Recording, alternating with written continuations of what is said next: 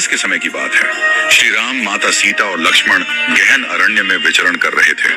दोपहर का समय था। सूर्य अपने प्रचंड रूप में था और चारों ओर नीरवता फैली हुई थी। लंबा चलने के कारण माता सीता को प्यास लग गई। श्री राम ने भी प्यास महसूस की और उन्होंने चारों ओर दृष्टि दौड़ाई, परंतु दूर दूर तक केवल वृक्ष, लताएं और पथरीली भूमि ही दिखाई दी। कहीं भी जल का कोई स्रोत दृष्टिगोचर नहीं हो रहा था। भगवान श्री राम ने नमन करते हुए प्रकृति से प्रार्थना की, हे प्रकृति माँ, यदि कहीं पास में जल स्रोत हो तो कृपा करके हमें उस ओर मार्ग दिखाइए। इतने में एक सुंदर और शालीन मयूर वहां आ पहुंचा। उसकी आंखों में विनम्रता थी और मुख से प्रेम टपक रहा था। उसने नतमस्तक होकर श्री राम से कहा, प्रभु, यहाँ से कुछ दूर एक जलाशय है।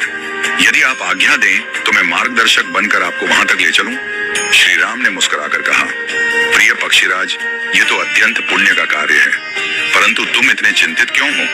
मयूर ने धीरे से उत्तर दिया, प्रभु, मैं उड़ता हुआ जाऊंगा और आप पृथ्वी पर चलेंगे।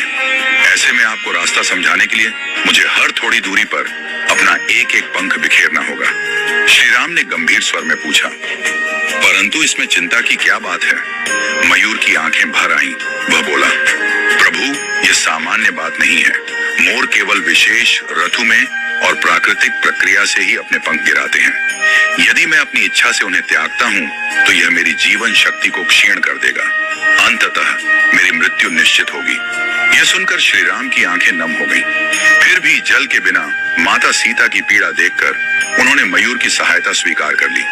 मयूर उड़ता गया और एक एक कर अपने सुंदर पंख गिराता गया। श्री राम, लक्ष्मण और सीता उन्हीं पंखों के सहारे मार्ग तय करते हुए आगे बढ़ते रहे। जब वे जलाशय तक पहुंचे तब मयूर थककर भूमि पर गिर पड़ा। उसकी श्वासें मंद पड़ने लगी थी। जीवन का अंतिम क्षण आ पहुंचा था। उसने भगवान श्री राम की ओर देखकर कहा, प्रभु, आप वही हैं जो संसार की तृष्णा मिटाते हैं। आज मुझे इस पुण्य का सौभाग्य मिला कि मैंने आपकी तृष्णा मिटाने में योगदान दिया। मेरा जीवन धन्य हो गया।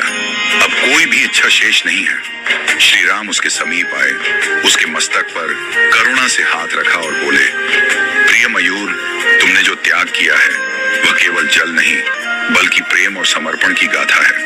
मैं वचन देता हूँ कि अगले जन्म में जब मैं कृष्ण के रूप में अवतरित होऊंगा तब तुम्हारे इस उपकार को नहीं भूलूंगा। मैं तुम्हारे पंख को अपने सिर पर धारण करूंगा ताकि यह संसार सदा तुम्हारे त्याग को याद रखे।